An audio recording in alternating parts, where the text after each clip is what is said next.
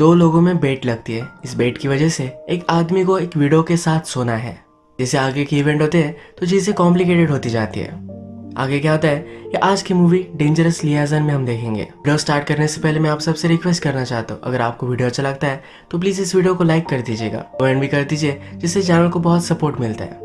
बिना किसी देरी के एक्सप्लेनेशन स्टार्ट करते हैं। हमारा इस मूवी का मेन कैरेक्टर जो है ये प्लेबॉय टाइप कैरेक्टर है। इसका नाम होता है फान। मूवी स्टार्ट होती है और फान की गर्लफ्रेंड उसे मिलने के लिए आती है। उसके बेडरूम में देखती है कि वो दूसरी लड़की के साथ सो रहा था। इस वजह से इनमें एक बड़ी फाइट हो जाती है। फान को इस सब से कुछ भी फर्क नहीं पड़ता। ये सब चल ही रहा था तभी उसके लिए एक लेडी वेट कर रही थी। फान उसके पास गया और उसे भी फ्लर्ट करने लग गया। ये जो है ये हमारी और एक मेन कैरेक्टर है और इसका नाम है फेन्यू। फेन्यू एक्चुअल में फान की ग्रैंड मदर के साथ आई हुई थी। ग्रैंड मदर देखती है और फान से कहती है कि फेन्यू ये तुम्हारी दूर की कजन है। ग्रैंड मदर का यहाँ आना एक सरप्राइज था।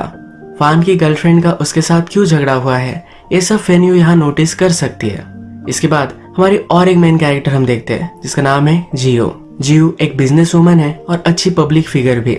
उसका अभी अभी एक बड़े बिजनेसमैन के साथ ब्रेकअप हुआ है। ये न्यूज़पेपर में देखती है कि वही बिजनेसमैन 16 साल की लड़की के साथ अब शादी करने वाला है। उस बिजनेसमैन की हमेशा से जिद थी कि जिस लड़की से वो शादी करेगा वो सिर्फ उसके साथ इंटीमेट होगी।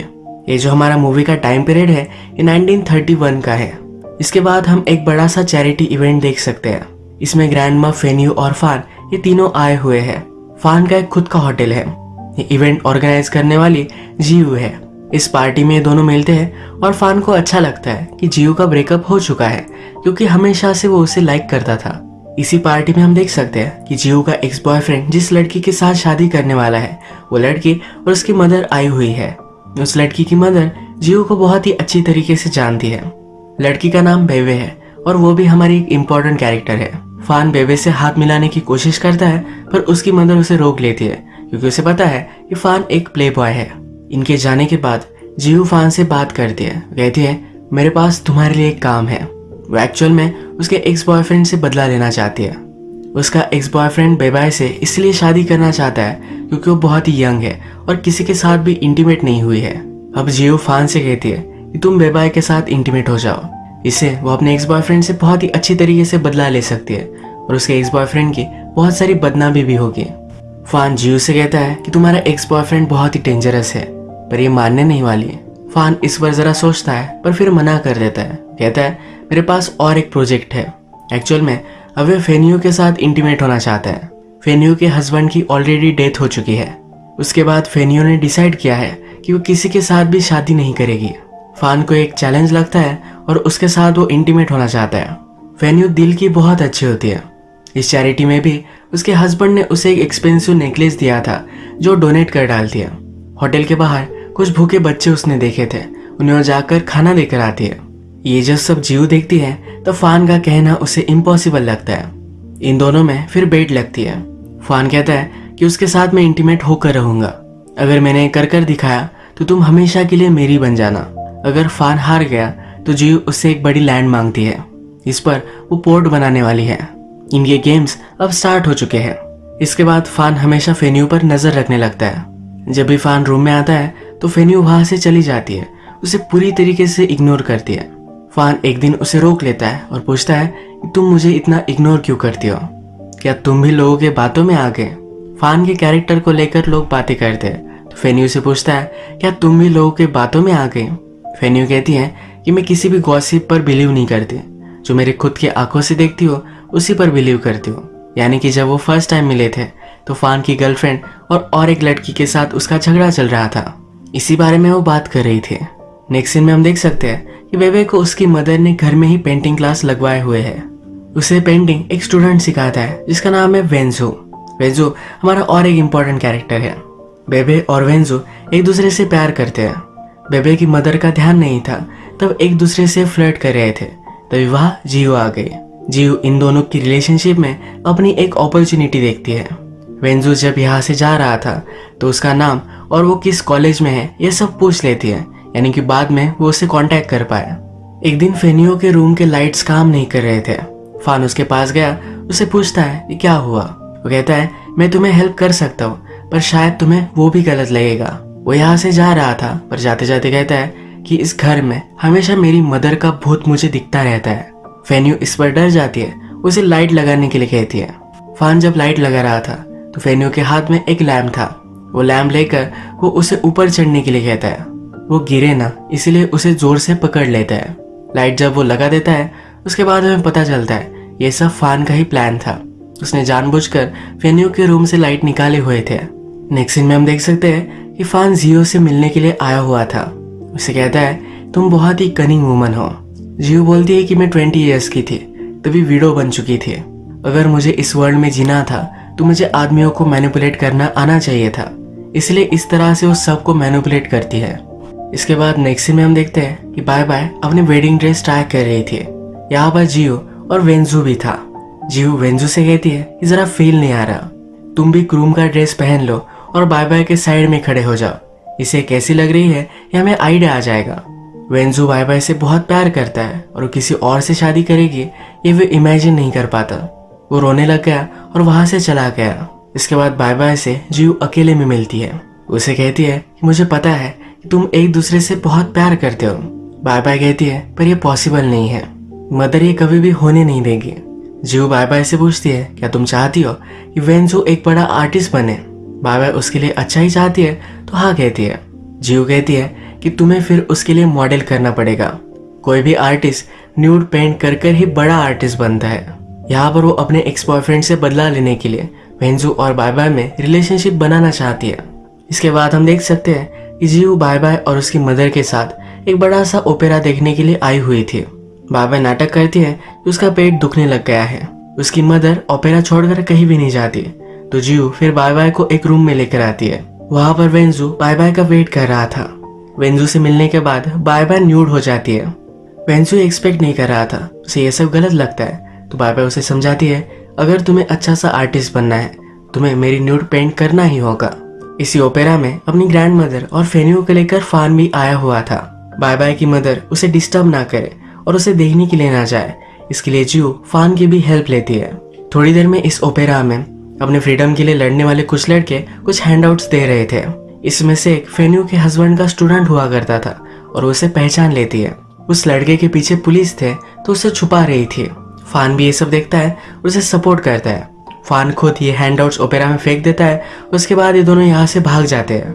फेन्यू को लगा था कि वेंजू और बाय बाय एक दूसरे के साथ इंटीमेट हो जाएंगे पर ऐसा नहीं हुआ। वेंजू ने सिर्फ बाय बाय को ड्रॉ किया और उसके बाद वो यहाँ से चला गया। उसका प्लान फेल हो जाता है। घर आने पर फेन्यू एक लेटर लिख रही थी। फान भी यहाँ था। फेन्यू के सो जाने के बाद उसने फेन्यू का लेटर लिया। उसमें ट्रेन के ऊपर उसने धुआं निकाला। जब वो जग गए तो फान ने क्या किया हुआ है ये देखकर उसे स्माइल आ गई। फान ने आज उसे सपोर्ट किया था तो उसे बहुत ही अच्छा लगा। जियो का प्लान फेल हो गया तो इसीलिए वो बाय बाय की मदर को कॉल करती है। उसे वेंजू और बाय बाय के बारे में बता देती है। उसे बाय बाय की बदनामी ही करनी है तो किसी भी तरीके से उसे चल सकती है। इसके बाद बाय बाय की मदर घर में सब तमाशा कर डालती है। वेंजू और बाय बाय मदर से कहते हैं कि हम एक दूसरे से बहुत प्यार करते हैं पर मदर मानती नहीं। बाय बाय को वो रिस्ट्रिक्ट कर डालती है। एक दिन फेन्यू पूल के पास बुक पढ़ रही थी। उसे उसके हस्बैंड ने वो गिफ्ट की थी। फान उसके पास आया और इस बुक के बारे में पूछा। वो कहता है तुम्हारे हस्बैंड के बारे में मैं जानना चाहता हूँ। फेन्यू कहती है कि वो एक टीचर थे पर वो बहुत ही ऑनेस्ट थे। वो अपने हस्बैंड की बहुत तारीफ करती है। फान फिर फेन्यू से उसकी बुक लेता है और पूल में डाल देता है। फान फेन्यू से कहता है कि अब बहुत सारे साल हो चुके हैं, तुम्हें अपने पति से मूव ऑन कर लेना चाहिए। यही हेल्प करने के लिए उसने बुक पानी में डाली है। इसके बाद फान फेन्यू के लिए लेटर लिखता है पर उसे इग्नोर कर रही थी तो खुद ये लेटर उसे पढ़कर सुनाता है। वो इसमें लिखता है कि जिस दिन मैं तुमसे मिला तब सही में मेरा जन्म हुआ था। प्यार क्या होता है ये तुमने मुझे सिखाया। मैं तुम्हारे बिना नहीं जी सकता। प्लीज मुझे तुमसे प्यार करने दो। फेन्यू लेटर लिखती है और फाड़ कर फेंक देती है। फान इस पर गुस्सा हो जाता है। कहता है मैंने तुमसे कहा कि मैं तुमसे प्यार करता हूँ, इसमें गलत क्या है। फेन्यू बोलती है मुझे पता है कि तुमने बहुत सारी लड़कियों को यही बात बोली होगी। फान इससे हर्ट हो गया। कहता है मुझे लगा था कि तुम लोगों की बात नहीं सुनोगी। उसके आंखों में हम यहाँ आंसू भी देख सकते हैं। जब वो यहाँ से चला जाता है तब हमें पता चलता है कि ये आंसू भी फेक थे। इसके बाद वो अपने बिजनेस के लिए कुछ दिनों के लिए बाहर चला गया। यहाँ पर वो फेन्यू को बहुत सारे लेटर लिखता है, वो उसे मिस करता है। एक दिन वो जियो के यहाँ आया हुआ था तभी बेबाई की मदर भी वहाँ थी। इनकी बातों बातों में बेबाई की मदर कह डालती है, फेन्यू को मैंने बताया था कि तुम फान से दूर रहना। फान इस चीज पर बहुत ही ज्यादा चिढ़ गया था। बेबाई की मदर जीव के पास आई थी क्योंकि उसे पता नहीं था कि अब बेबाई के साथ क्या करना चाहिए। जीव उसे सलाह देती है कि कुछ दिनों के लिए बेबाई को तुम दूर लेकर जाओ, वो किसी और शहर में रहेगी तो सेफ रहेगी, वेंजू से वो मिल नहीं पाएगी। जीव सजेस्ट करती है कि फान की ग्रैंड मदर के पास बेबाई को भेज दिया जाए। बेबाई की मदर भी इसके लिए मान जाती है। जैसे कि हमें पता है कि फान को अब बेबाई की मदर पर गुस्सा आ चुका है, तो जीव से कहता है कि अब मैं बेबाई के साथ इंटीमेट होऊंगा। बेबाई जब फान की ग्रैंड मदर के साथ रहने के लिए आई तो एक रात वो उसे बुला लेता है। वो कहता है कि वेंजू के साथ मैं तुम्हारी बात कराता हूँ। बेबाई और वेंजू बात करते हैं और बहुत रोते हैं। इनकी बात हो जाने के बाद फान फोन लेता है और प्रिटेंड करता है वेंजू से वो बात कर रहा है। वो फिर बेबाई से कहता है, वेंजू ने मुझे कहा कि मैं तुम्हारा सही से ख्याल रखूं। इसके बाद वो उसके साथ इंटीमेट हो गया। जो भी सब हुआ इसी वजह से बेबाई अगले दिन बहुत ही डिस्टर्ब हो गई थी। उसकी तबीयत खराब हो गई तो उसे फिर से उसकी मदर घर लेकर गई। जीव को जब ये न्यूज मिलती है तो उसे बहुत अच्छा लगता है। नेक्स्ट सीन में हम देखते हैं कि फेन्यू फान के पास आती है। उससे कहती है, मेरे रूम की फिर से लाइट खराब हो चुके हैं। फान ने लाइट्स बदलने के लिए गया और उसकी सब चीजें देखने लग गया। फान ने जो भी सब लेटर फेन्यू को दिए थे ये सब उसने संभाल कर रखे हैं। तो फिर डायरेक्टली फेन्यू के पास पहुंचता है। उससे कहता है कि मुझे पता है कि तुम भी मुझे लाइक करती हो। फेन्यू डर रही थी और फान उसके पास आ गया था। उसे वो किस करने वाला था, वह फेन्यू की आंख में आंसू आ गए। ये देखकर फान यहाँ से चला गया। अगले दिन अपना सब सामान पैक कर कर फेन्यू वहां से चली गई। फान से रहा नहीं गया, फेन्यू के पास आया, उसे गले लगा लिया। इसके बाद उसके साथ वो इंटीमेट हो जाता है। इस बार फेन्यू उसे रोकती नहीं। उसने जो जीव के साथ बेट लगाई थी अब वो जीत चुका है तो डायरेक्टली जीव के पास पहुंचता है। जब फान फेन्यू के बारे में उसे बता रहा था तो इन बातों से जीव समझ जाती है कि फान अब फेन्यू से प्यार करने लग चुका है। फान कहता है कि अब तुम मेरी हो। जीव बोलती है कि बेट ऐसी नहीं हुई थी, तुम उसके साथ तो अब सोए हो पर अब तुम्हें उससे ब्रेकअप करना है, उसके बाद ही बेट कंप्लीट होगी। फेन्यू फान के प्यार में है तो बहुत ही खुश थी। उसके लिए स्पेशल लंच वगैरह बनाती है। फान के घर पर जब वो कॉल करती है तो उसका सर्वेंट ये कॉल उठाता है। फान अपने सर्वेंट को कह देता है कि उसे बताओ कि मैं घर पर नहीं हूँ। फेन्यू उस सर्वेंट से कहती है कि फान को घर भेज देना, मैंने उसके लिए एक स्पेशल लंच बनवाया है। ये सब बातें फान फोन पर सुन रहा था। उसे बुरा लगा और फिर वो फेन्यू के पास आ गया। फान फेन्यू के साथ था तो फेन्यू से कहती है, तुम्हारी वजह से मुझे पास्ट पीछे छोड़ने का करेज मिला है, तुम्हारे साथ हमेशा मैं खुश रह सकती हूँ। फान कहता है, अगर मैं तुम्हारी जिंदगी से चला गया तो तुम क्या करोगी। फेन्यू कहती है कि मैं मर जाऊंगी। फान उसे फिर आई लव यू कहता है। फान को अपनी फीलिंग समझ में नहीं आ रही थी। रात में वो बहुत ही ड्रंक हो गया और जीव के पास चला आया। वो जीव को वेंजू के साथ इंटीमेट होता पकड़ लेता है। वो वेंजू को धमकी देकर वहां से निकल जाने के लिए कहता है। वो जीव के बेड में सोया हुआ था, तभी भी वो फेन्यू का ही नाम ले रहा था। इस सब में जीव बहुत ही जेलस हो गए और फेन्यू को उसने कॉल किया। अगले दिन वो फेन्यू को डायरेक्टली उसके घर बुला लेती है जहाँ पर फान उसके बेड में सो रहा है। फान जब उठता है तो जीव कहती है, फेन्यू तुम्हारा वेट कर रही है, तुमने जो काम अधूरा छोड़ा है उसे अब तुम कंप्लीट कर डालो। जीव के लिए फान अपने दिल पर पत्थर रखकर फेन्यू के साथ ब्रेकअप कर डालता है।